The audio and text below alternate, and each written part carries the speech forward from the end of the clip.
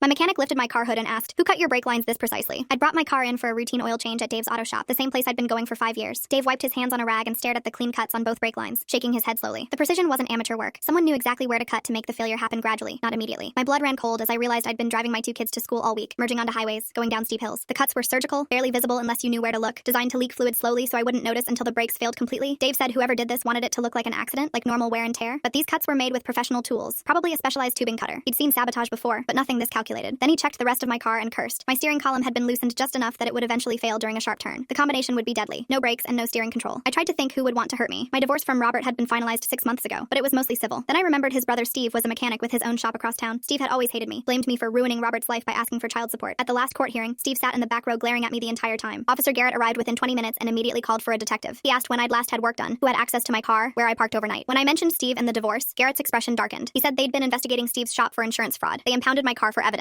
That evening, Detective Rivera called with significant news. Security footage from my apartment complex showed a figure matching Steve's build near my car at 2 a.m. 3 nights ago. They'd also pulled Steve's work records and found he'd ordered the exact type of tubing cutter used on my brake lines last week, paid cash, which was unusual for a shop that typically bought supplies wholesale. I stayed at my friend Sarah's house that night with my kids, too scared to go home. Around midnight, Robert called screaming that police had arrested Steve at his shop. He demanded to know what lies I'd told them, insisted Steve would never hurt anyone. I told him about the brake lines, the steering column, how his brother tried to kill me, but Robert said I probably damaged my own car for attention and insurance money. The next morning, Detective Rivera asked me to come to the station. They'd found my license plate number written on a work order form in Steve's desk, though I'd never been a customer there. He'd also searched online for how long before brake fluid leak causes failure and making car accidents look natural on his work computer. The searches were from the day after our last court hearing, when the judge ordered Robert to pay increased child support. During interrogation, Steve initially denied everything, but when confronted with evidence, his story kept changing. First, he said he was just checking my car for Robert to ensure I was maintaining it properly. Then he claimed Robert asked him to scare me, but not hurt me. Finally, he admitted he'd acted alone because he couldn't stand watching me destroy his brother financially. He thought if I died in an accident, Robert would get the kids and the life insurance money. The detective played me Steve's recorded confession. He described waiting until my weekly yoga class to access the parking garage, how he'd practiced the cuts on other brake lines to get them just right, how he'd calculated I'd lose braking power completely within a week based on my driving patterns. The most chilling part was when he said he'd specifically waited until after my car's recent inspection so no mechanic would look under the hood for months. Robert was arrested the next day as an accessory after investigators found text messages between the brothers. Robert had sent Steve my yoga schedule, my parking spot number, and mentioned my car hadn't been running well lately so an accident would seem plausible. There was one text where Robert wrote, "Just make sure the kids aren't with her when it happens," which prosecutors said proved he knew about the plan. Both brothers were charged with attempted murder and conspiracy. Dave refused to let me pay for the inspection that saved my life. He said in 30 years of working on cars, he'd never seen something so evil. He installed new brake lines and fixed my steering for free, then added a hidden camera that would record anyone who opened my hood. He also taught me basic safety checks to spot tampering. The trial took 8 months. Steve got 15 years for attempted murder, while Robert got 7 years for conspiracy. The prosecutor said the meticulous planning and the fact that children could have been killed made it particularly heinous. My kids had to go into therapy to process that their uncle and father had tried to hurt their mom. I think about that morning at Dave's shop constantly. If I'd gone to a quick lube place instead, they probably wouldn't have looked closely enough to notice those precise cuts. That one decision to stick with my regular mechanic literally saved my life and protected my children from becoming orphans. Sometimes the people who are supposed to love and protect your family are the ones planning your death.